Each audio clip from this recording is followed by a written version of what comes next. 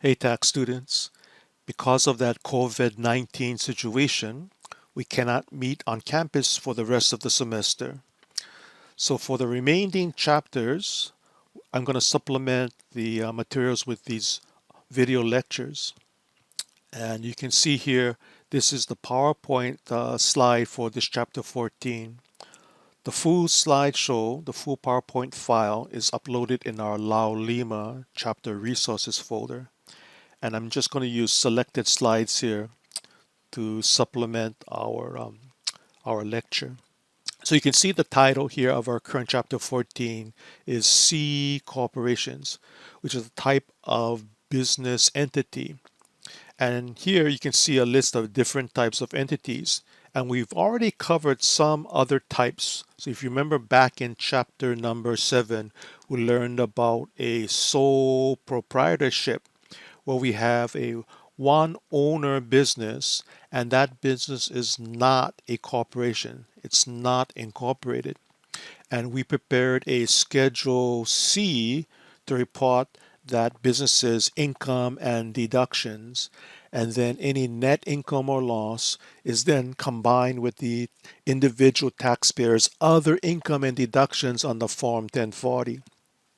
In chapter number 9, we learned about rental operations, where we reported rent income and the related rental deductions on our schedule letter E, and then any net rental income and net rental losses subject to passive loss limitations we had learned back in chapter 9 is then combined with the other income and deductions of the owner on a Form 1040. But now, if you run your business through a corporation, be it a C type or an S type, which is covered in our last chapter 16, and we will just briefly touch on S types when we cover partnerships in chapter 15. But be it a C or an S corporation, you're going to prepare separate tax returns, not really combining the income directly on the owner's return. In the case of a corporation, we'll see in a part 3 video a form called 1120, where all of the corporation's income and deductions are reported on that one form. Partnerships is our chapter 15, our next chapter. And you can see also down here another type of partnership called limited partnership or limited liability partnerships that we also will cover in that chapter 15. Now, this middle one called limited liability companies or LLCs is a topic we covered back in chapter 7. If that limited liability company is owned by just one owner, or sometimes we call them a member, then for tax purposes, we would treat generally that LLC as a sole proprietorship and preparing a Schedule C for that LLC. And again, combining the income or loss of that business on the owners, on the members' individual income tax return. Now, if the LLC has 2 or more members, then in the next chapter, we'll see that we probably will treat the LLC as a partnership. Okay, and on the partnership would file a form called a 1065. And in any case, limited liability companies can possibly choose to be taxed as a corporation. Again, the topic of this semester. But most don't do so. Some do, but most don't do so. Yeah. So again, basically what we're doing is looking at a corporation and preparing its own tax return called 1120. Now, to be a corporation, you probably have to file your register your business with a state government's entity. Here in Hawaii, we call that the Department of Commerce and Consumer Affairs, their Business Registration Division. And here you can see in this list some types of different business entities. And again, here possibly one of the common ones is the type we're looking at right now, excuse me, called corporations, or domestic meaning corporations formed in Hawaii, versus foreign corporations, meaning a corporation that was created outside of Hawaii but now trying to register to do business in Hawaii.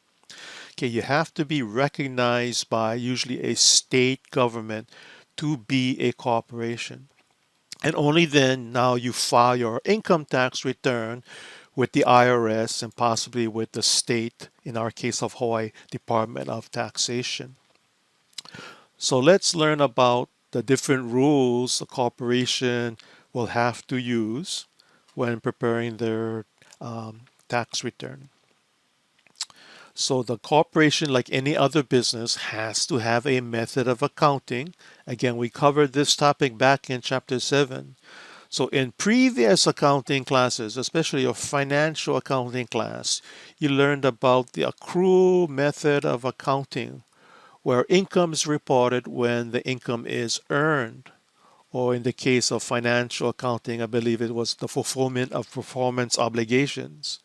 And expenses are recorded when incurred, or I like to use the word when the cost of that expense is all used up.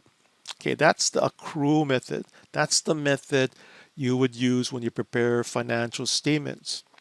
But in chapter 7, when we prepared Schedule C's for sole proprietorships, it's very common to use the cash method, especially where that business is selling services and not necessarily merchandise. So in the case of the cash method, we would report income when it's received, and we would report expenses and deduct them when they are paid. Cash method is relatively simple and a little bit more flexible. And we also learned about the hybrid method, where again you have a merchandiser and you would use the accrual method when you're dealing with the company's inventory, be it buying the inventory and selling the inventory, you would use this accrual method. And for the rest of the operations, the rest of the activities of that business, you could use the cash method. Again, a combination of accrual and cash. We call it the hybrid method. The cash method has been expanded to be eligible for more businesses. I believe if your gross receipts average less than 25 million for the past 3 years, you generally can use the cash method. Otherwise, you may have to use this accrual method. So here's a basic formula in calculating the taxable income for a corporation. We kind of went through a taxable income formula for an individual back in the previous semester, yeah, when we were taking Accounting 134, but it's a little bit different here for corporations. So we start off with all of the income of the business, of the corporation, and then we're going to subtract out deductions, but not all of them. We're going to limit certain deductions, and that's the rest of this formula down here. For example, charitable contributions we're going to see are limited to 10% of this line over here after subtracting out these basic deductions.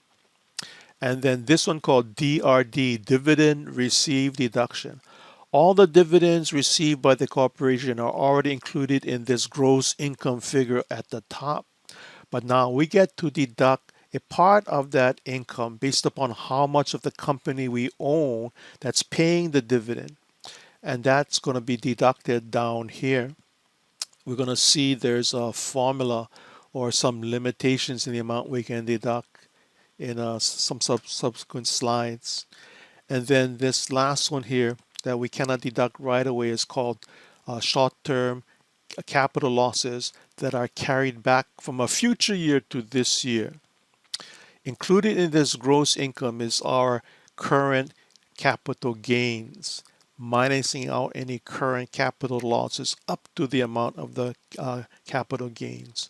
And any excess capital losses can be carried back to a past year. Well, if we have future years already, if you can go into the future and if you have capital losses, you can carry it back to this year, but you're going to deduct it way down here after these other deductions have been subtracted out. And only to the extent you have any capital gain remaining for this carry back year. And here at the bottom is our taxable income.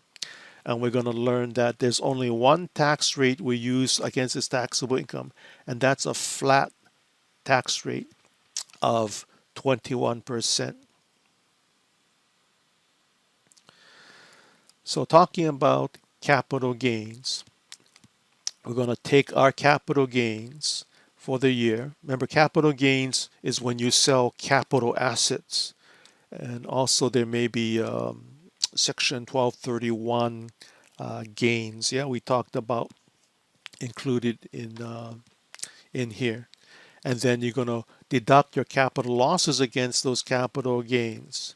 But any excess capital losses cannot be used to offset current year's other income, like an individual.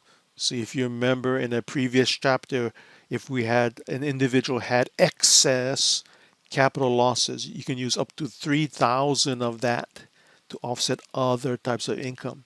That's not true for a corporation. And if you have just only capital gains after subtracting capital losses, you can see here they're taxed at the regular 21% rate and not a preferred rate as an individual would have of that 0, 15, or 20% relatively lower rate than their marginal ordinary rate. If you have excess losses for the year, here you can see you can carry it over back 3 years. And then if you still cannot use it, you carry it over for the next 5 years.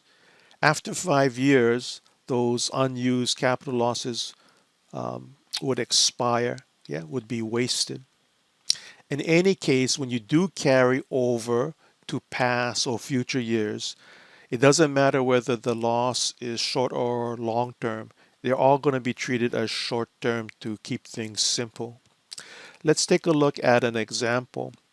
Here, this is for the current year. We have short-term gains of 3,400 and short-term losses of 62. So we learned in the previous chapter we would net out the two to get a net short-term capital loss of 2,800. At the same time, for the current year, we have 8,400 of long-term gains, 10,700 of long-term losses. And we net both of these two out to get a net long-term loss of 2,300. And of course, if we had one net gain and one net loss, we would net the two again to come out with either a net long-term or short-term gain. And in the case of a corporation, remember that's taxed at the regular 21% rate, or we would net it out to a loss that you cannot deduct in the current year, but now you can carry back. So in our case, because we have two net losses, this combination here of 5,100 is going to be carried over back 3 years and then forward for the next 5 years if you cannot use it. So in the current year where we have all of this gains and losses, only 11,800 of the losses can be used. That's to the extent of the gain we have up here. Again, here this white numbers is the losses. And of the losses, you only can use them to the extent of the gain, or 11,800. Yeah. Any excess loss we carry back or carry forward. Let's talk about another type of deduction or expense for a corporation. And this may also apply to partnerships. When the corporation or partnership is formed, there may be costs involved to get the business organized in terms of forming the entity. Stuff like filing fees, legal documents that have to be drafted, accounting work that needs to be done before the business gets started. So all of that type of costs are called organizational costs. And the general rule is up to $5,000 of that cost can be deducted right away in the first year the business gets started. But if the total organizational cost exceeds 50,000, then this 5,000 deduction gets reduced dollar for dollar. Any amount that you cannot deduct um, in the first year, you can deduct it over the next 180 months when the business gets started. Yeah, this is a intangible asset that you're going to amortize over 180 months. Let's take a look at an example here. We have a corporation that incurred 54,000 of this type of organizational costs. And then they begin their business. They open the doors on here on February 1st. So we're told, remember, up to 5,000 can be deducted. But if you go over 50,000, dollar for dollar, that $5,000 deduction gets reduced. So before we reach 55,000, here you can see we can deduct just one more thousand of that 5,000. So let's see if I can do the calculation here, my calculator. So we have, I'll just draw it out here. We get to deduct 1,000, yeah, because we um, didn't reach that 55,000 limit. Remember, it starts off at 50,000 and we went over by 4. So you got to reduce that 5,000 max deduction by the 4, leaving us a write-off of 1,000. And now the amount we can amortize is 54 minus the 1,000, giving us 53,000 left to amortize. And if you divide that by 180 months, that's 15 years. That's how many, that's the rate. I think I need my calculator here.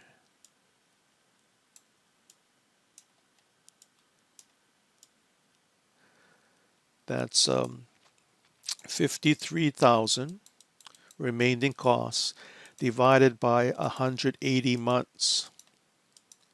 So that gives you a amortization rate of $294 a month. And we're looking at from February to December. So that's 11 months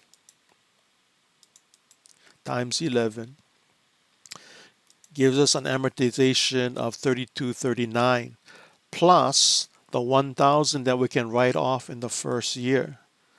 So for the first year, we're going to take an amortization deduction for organizational costs of $4,239. That's 1,000 because we haven't reached that $55,000 limit yet, yeah? And minusing out the 1,000 from the actual costs, we amortize over 180 months, and 11 months worth is included in this figure for the first year. Let's take a look at another similar type expense called startup. Kind of similar again to organizational costs, but because you're incurring this cost before you start your business. So things like investigation costs, things like opening up costs to get your business ready for opening its doors. All of that cost generally cannot be deducted up front. But again, the first $5,000 worth can be deducted in the first year. And it goes down dollar for dollar if your total startup cost exceeds 50,000. And then anything that you cannot write off gets to be amortized over 180 months beginning from the day you open up your business. Again, this is different. Startup cost is different from organizational costs. Startup cost is typically when you have a new business or even existing business and you're investigating when you should start up a new line of business for that same entity. Okay, maybe you're in the plumbing business and you want to investigate whether you should go into the electrical business. Okay, any type of investigation costs, any type of cost to get ready for starting up that new line of business cannot be deducted right away, but you can write off 5,000 in the first year once you start that new business. And then anything that you cannot deduct, you amortize over 180 months. So we're back at that basic formula for a corporate's taxable income. So again, we have all of our income here, and we're minusing out deductions except these here.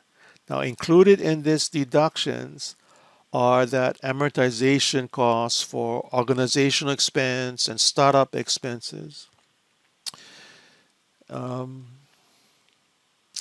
Let me mention another deduction here that we kind of talked about before. If you remember bad debt expenses are allowed for businesses that use the accrual method of accounting.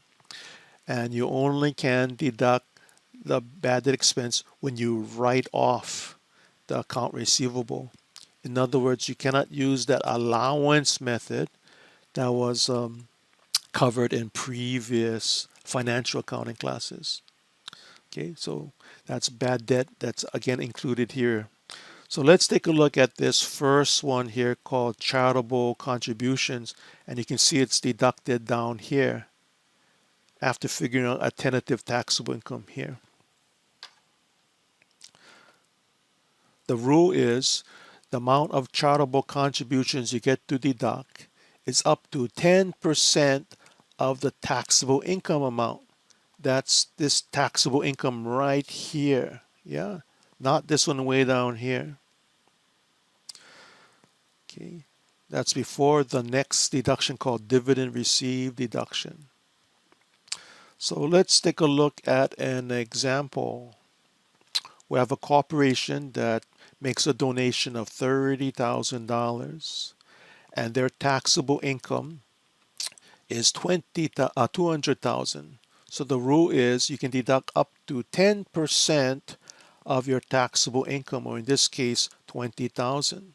But again, they paid 30,000. So any excess charitable contribution that you cannot deduct for the current year, in our case $10,000 worth, you can carry over to next year for the next 5 years, again subject to those future years 10% of their taxable income. And if you cannot deduct the amount within 5 years, then the carryovers will expire. You always deduct the oldest contributions first in any year, and then the latest ones last. Let's take a look at our next deduction for a corporation, and that's the dividend received deduction. The dividends received by the corporation are already included in this gross income figure here at the top of the tax formula. But we're going to take a percentage of that dividend income and deduct it down here in this line. So that percentage that we get to deduct here, this right-hand column, is based upon how much of the company we own that's paying the dividend. So let me kind of illustrate this here. We'll call the company that's receiving the dividend a parent, even though it literally may not meet the requirements of a parent corporation. And the company that's paying the dividend is the subsidiary. So here's the dividend going to the parent. And again, that parent has to report all of that dividend in its gross income and pay taxes on it. But based upon how much the parent owns, percent ownership of the sub, the parent will deduct a percentage of that dividend called a dividend received deduction. So here, if the parent owns less than 20% of the sub, this dividend received deduction is going to be 50% of the dividend received.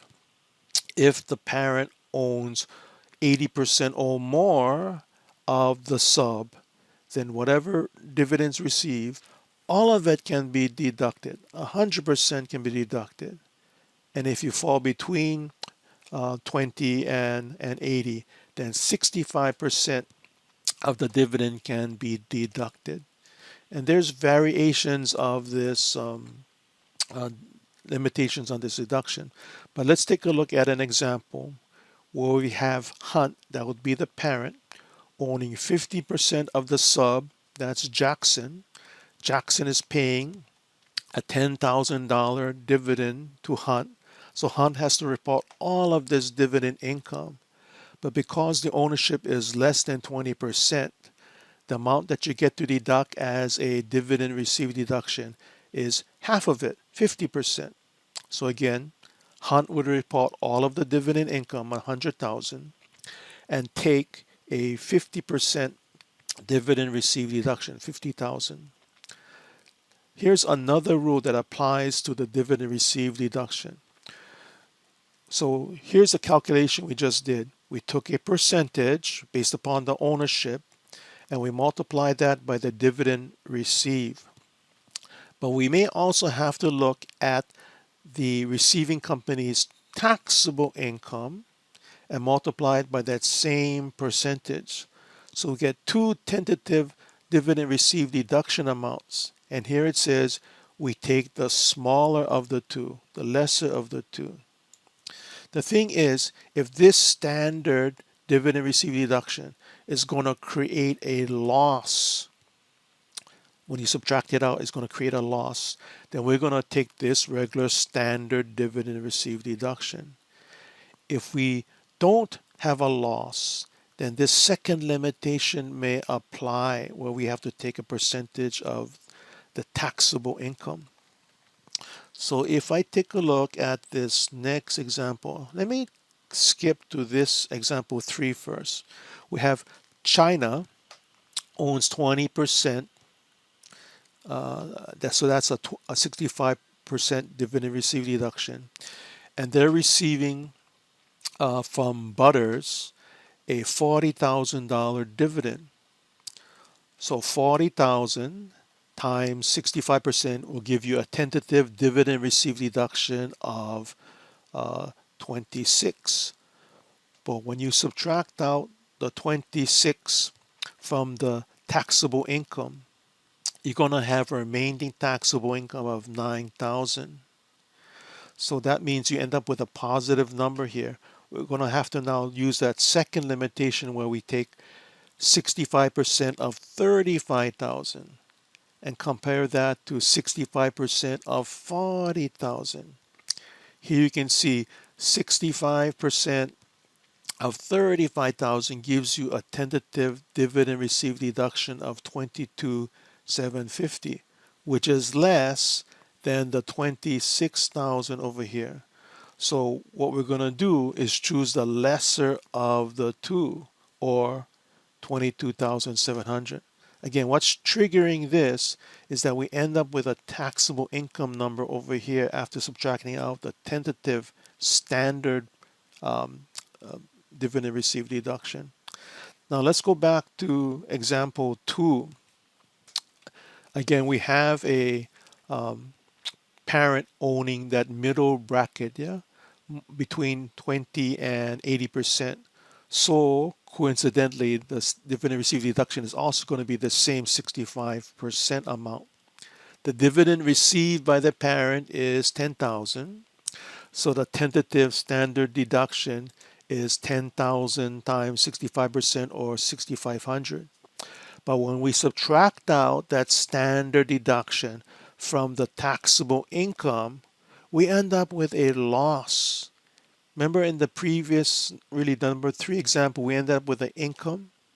So we learned that we have to choose the lower of the two dividend received deduction.